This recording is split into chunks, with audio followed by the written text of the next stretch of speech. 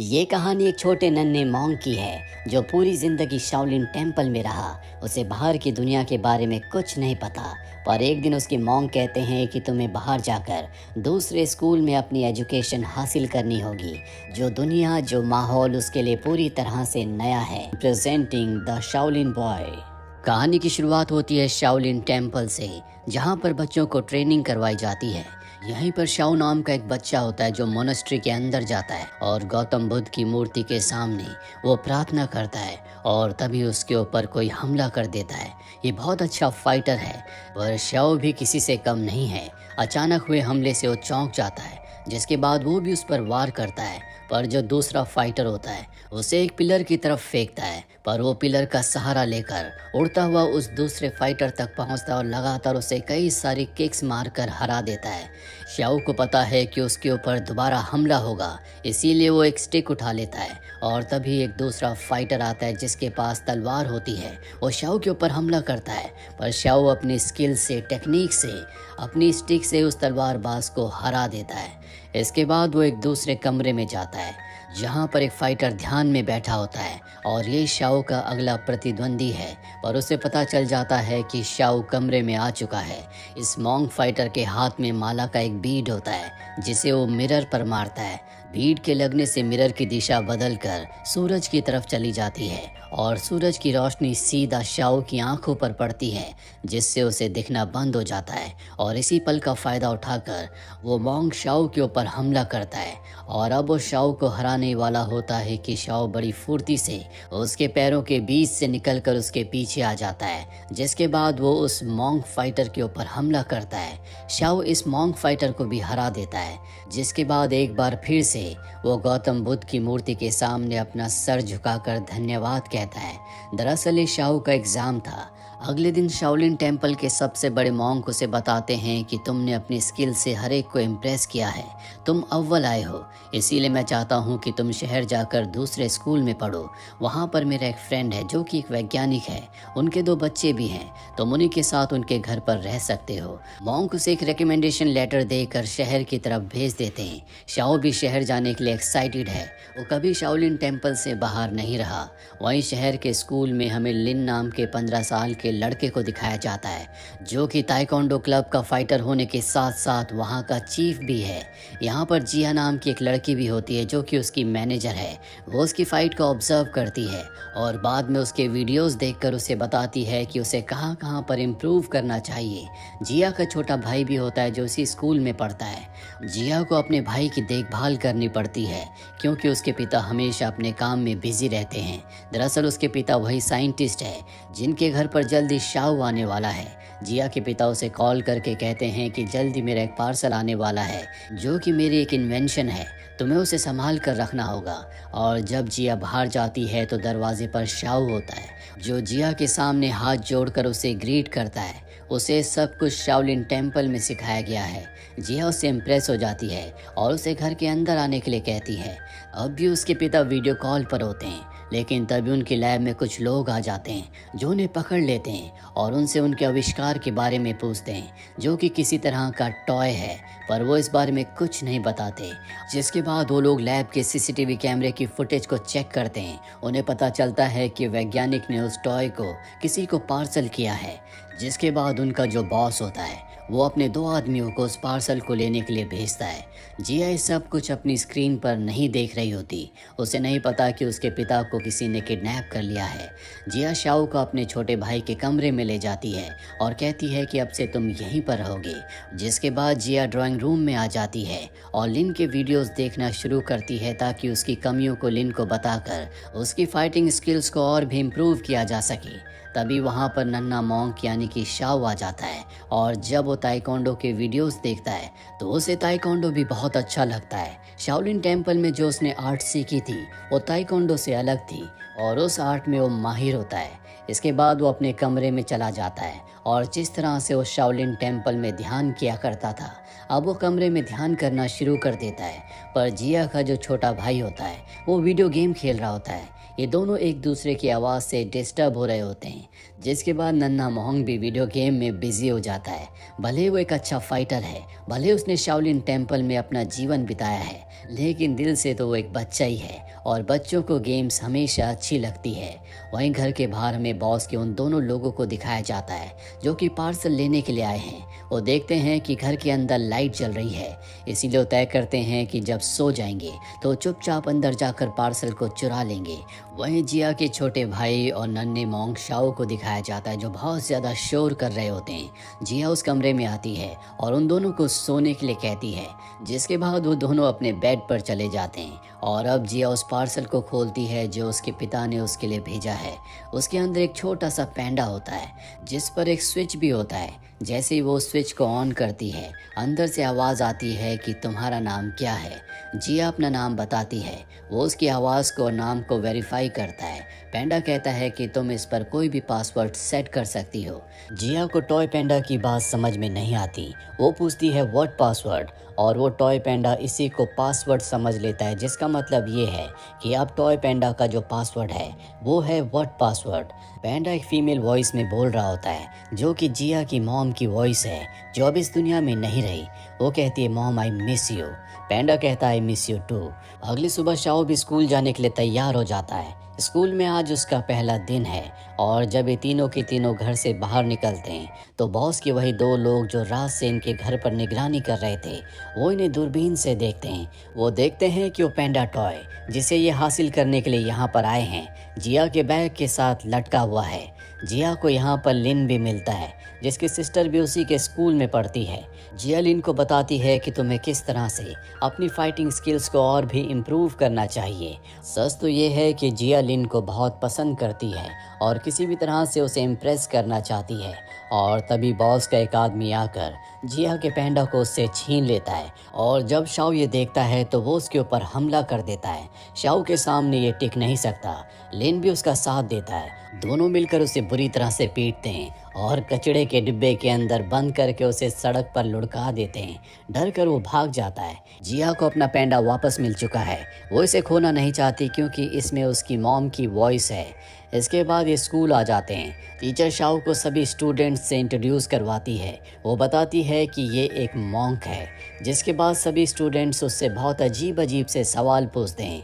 कोई उससे पूछता है क्या तुम बड़े होकर शादी करोगे, कोई पूछता है क्या तुम कलाबाजी करना जानते हो, कोई पूछता है क्या तुम सबको मार सकते हो। लेकिन शाओ उनकी बात का कोई जवाब नहीं देता। क्लास खत्म होने के बाद सभी स्टूडेंट्स को ग्राउंड में ले जाया जाता है जहाँ पर इनका जो फिजिकल फिटनेस टीचर होता है वो सबसे कहता है कि अगर तुमने अपने फिजिकल फिटनेस टेस्ट को पास नहीं किया तो तुम एग्जाम्स नहीं दे सकते। और अब सबका टेस्ट होता है। यहाँ पर जिया का भाई अब भी कुछ न कुछ खा रहा होता है। दरअसल उसका खाने पीने में, गेम्स में, इन्हीं सब चीज़ों में ज़्यादा ध्यान है। अब सब बच्चों की रनिंग करवाई जाती है।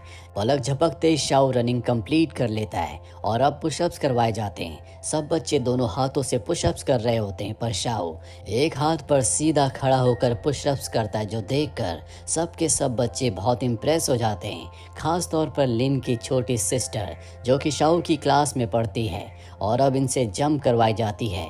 शाओ ये टास्क भी बहुत जल्दी कर लेता है और जब जिया का भाई शाओ को देखता है तो वो कहता है कि मैं भी ये करूँगा। और जब वो कूदता है तो बहुत बुरी तरह से गिरता है। शाओ क्लास खत्म होने के बाद कहता है कि तुम चिंता मत करो, मैं तुम्हें ट्रेनिंग करवाऊंगा जिसके बाद तुम फिजिकल टेस्ट को बहुत आराम से पास कर लोगे। और अभी दोनों उस जगह जाते हैं जहां पर लिन फाइट की तैयारी कर रहा होता है। शाओ ये सब कुछ देखता है और वो उसके ताइक्वांडो की टेक्निक्स को समझने की कोशिश करता है।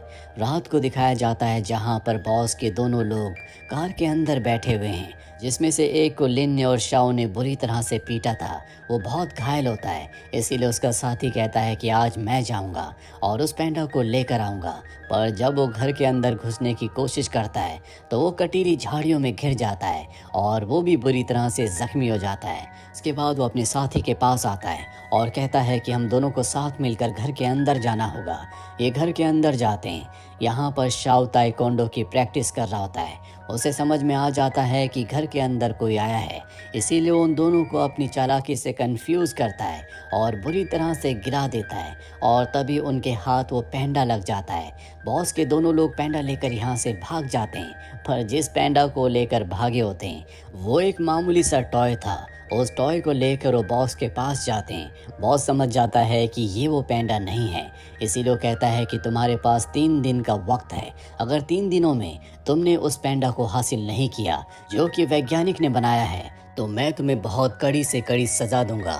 अगले दिन स्कूल में हमें शाओ को दिखाया जाता है, जो लिन की फाइट देख रहा होता है। यहाँ पर लिन की छोटी बहन भी है। तो शाओ से कहती है कि मेरे भाई को फाइट में कोई नहीं हरा सकता।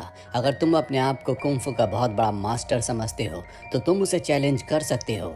जिसके बाद शाओ लिन को चैलेंज करता है। इन दोनों के बीच में फाइट अब शुरू होने वाली है। जितने भी आसपास स्टूडेंट्स होते हैं वो इन सब की फाइट देखने के लिए आगे आ जाते हैं। इन दोनों का बहुत कड़ा मुकाबला होता है। इस मुकाबले में कोई नहीं जीतता, बल्कि दोनों बराबरी पर रहते हैं। तभी हमें 2 लड़कियों को दिखाया जाता है जो जिया के बैग से उस पैंडा को निकाल रही होती है। दरअसल ये लड़कियां नहीं, बल्कि बॉस के वही 2 आदमी हैं जो पैंडा को हासिल करना चाहते हैं। जिया का छोटा भाई ने पैंडा को निकालते हुए देख लेता है और शोर मचा देता है, पर ये दोनों पैंडा लेकर भाग जाते हैं, जिससे जिया बहुत परेशान हो जाती है, क्योंकि उसके डैड ने कहा था कि पैंडा को संभाल कर रखना। साथ ही उसमें उसकी मॉम की वॉइस भी है। शाओ भी बहुत परेशान होता है। उसे लगता है कि अगर उसने ली को चैलेंज नहीं किया होता तो वो दोनों कभी उस पैंडा को चोरी करने में कामयाब नहीं हो पाते। और जिया और ली उसे समझाते हैं कि जो कुछ हुआ उसमें तुम्हारी कोई गलती नहीं है, हम सब मिलकर उस पैंडा को दोबारा वापस हासिल कर लेंगे। वहीं बॉस को दिखाया जाता है जिसके पास अब पैंडा आ चुका है। वो उसके अंदर से एक पेन ड्राइव निकालता है और उस पेन ड्राइव के सॉफ्टवेयर को अपने कंप्यूटर पर अपलोड करता है। वो बहुत खुश है क्योंकि इस सॉफ्टवेयर की कीमत लगभग 100 करोड़ डॉलर्स है, और ये चाहकर भी उसे नहीं खोल पाते। बहुत ट्राई करते हैं लेकिन वो खुल नहीं रहा होता। जिसके बाद बॉस को बताया जाता है कि बिना पासवर्ड के ये नहीं खुलेगा। बॉस कहता है व्हाट पासवर्ड, और जैसे ही व्हाट पासवर्ड कहता है तो उसमें लिखा हुआ आता है वॉइस नॉट रिकॉग्नाइज्ड, जिसका मतलब ये है कि पासवर्ड तो सही है पर वॉइस वो नहीं है जिससे कि सॉफ्टवेयर खुल सकता है। जिसके बाद ये वैज्ञानिक के पास जाते हैं और पूछते हैं कि पासवर्ड किसकी वॉइस में है। वैज्ञानिक उसके सवाल का कोई जवाब नहीं देता, और तभी उसके फ़ोन पर उसकी बेटी जिया का वॉइस मैसेज आता है जो कहती है कि आज रात को मेरी बर्थडे पार्टी है, कम से कम आज तो आ जाना। बॉस समझ जाता है कि वैज्ञानिक की बेटी की वॉइस में ही पासवर्ड सेट हुआ है, इसीलिए वैज्ञानिक के फ़ोन से उसे मैसेज करता है कि मैं ज़रूर आऊँगा। दरअसल वो खुद जाकर उसकी बेटी को अगवा करके यहाँ पर लाकर सॉफ्टवेयर को पासवर्ड के ज़रिए खोलना चाहता है। रात को जिया का छोटा भाई शाओ, लिन और लिन की छोटी बहन ये सब जिया के लिए गिफ्ट लेने के लिए जाते हैं। उस वक्त जिया घर पर पार्टी का अरेंजमेंट कर रही होती है। तभी उसके फ़ोन पर उसके डैड के मोबाइल से मैसेज आता है जिस पर लिखा होता है कि बाहर मैंने तुम्हारे लिए एक बहुत ही खास गिफ्ट भेजा है। और जब वो दरवाज़ा खोलती है तो उसे किडनैप कर लिया जाता है। जब उसे गाड़ी में बैठा रहे होते हैं तो शाओ और लिन देख लेते हैं। वो साइकिल से गाड़ी का पीछा करते हैं और गाड़ी उनसे बहुत दूर निकल जाती है। जिसके बाद जिया को उसी जगह लाया जाता है जहाँ पर उसके पिता को किडनैप करके रखा गया है। यहाँ पर वो लोग भी आए होते हैं जो सॉफ्टवेयर को खरीदना चाहते हैं। बॉस कहता है कि इसका पासवर्ड बोलकर सॉफ्टवेयर को खोल दो। वो कहती है व्हाट पासवर्ड, और जैसे वो व्हाट पासवर्ड कहती है सॉफ्टवेयर अनलॉक हो जाता है क्योंकि यही पासवर्ड है। ये देखकर बॉस बहुत खुश हो जाता है। वहीं बाहर दिखाया जाता है जहां पर लिन और शाओ पहुंच चुके हैं। बॉस के कुछ लोग बाहर होते हैं। वो उन्हें अपनी फाइटिंग स्किल से चंद पलों में धराशायी कर देते हैं। जिया का भाई भी पुलिस को इन्फॉर्म कर देता है कि मेरी बहन को कुछ लोगों ने किडनैप कर लिया है, जल्द से जल्द इस लोकेशन पर आ जाओ। जिसके बाद वो अंदर जाता है। वो देखता है कि व्यापारी जल्दी बॉस के अकाउंट में पैसे ट्रांसफ़र करना चाहता है। उसने अपने लैपटॉप पर उसका अकाउंट नंबर पहले से फीड किया होता है। वो जल्दी से लैपटॉप के पास जाकर चुपचाप बॉस के अकाउंट नंबर को डिलीट कर देता है और उसकी जगह वहाँ पर एक अनाथ आश्रम के अकाउंट नंबर को फीड कर देता है, ताकि जब भी पैसे ट्रांसफ़र हो तो बॉस के अकाउंट में नहीं बल्कि अनाथ आश्रम के अकाउंट में पैसे ट्रांसफ़र हो जाए। व्यापारी अपने लैपटॉप पर आता है और एंटर का बटन दबा देता है, जिससे 100 करोड़ रुपए बॉस के अकाउंट में नहीं बल्कि अनाथ आश्रम के अकाउंट में ट्रांसफ़र हो जाते हैं। बॉस मैसेज का इंतज़ार कर रहा होता है पर उसे कोई मैसेज नहीं आता, और तभी उन्हें शक होता है कि कुछ न कुछ गड़बड़ है। वो जिया के भाई को वहाँ पर देख लेते हैं और उसका कान पकड़कर सबके सामने लाते हैं, पर अब शाओ भी अंदर आ जाता है वहाँ पर व्यापारी के कुछ लोग होते हैं, पर शाओ अपनी चंदी फाइटिंग स्किल से उन सबको धराशायी कर देता है। बिजनेसमैन यानी कि व्यापारी समझ जाता है कि उसे जल्द से जल्द यहाँ से निकलना होगा, इसीलिए अब वो उस ब्रीफकेस को लेकर यहाँ से भागने की कोशिश करता है, जिसके अंदर सॉफ्टवेयर है, यानी कि वो पेन ड्राइव, जिसकी कीमत 100 करोड़ रुपए है।